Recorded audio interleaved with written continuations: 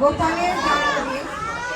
তো গোপাল গৌরাঙ্গকে আমি অ্যাকচুয়ালি অনেক ভালোবাসি এবং মিলনদা আমার বড় ভাই, মিলনদা, বৌদি, মাসিমা, এরা আমাদের অনেক কাছের একটা মানুষ।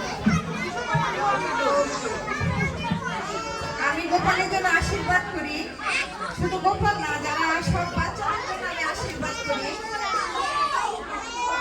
ওরা যেন অনেক ভালো হয়, অনেক বড় হোক, পড়াশোনায় অনেক ভালো করুক, এটাই আমি শুভকামনা করি। জীবনদা আপনাকে প্রণাম, আমার গুরুজনদের সবাইকে প্রণাম।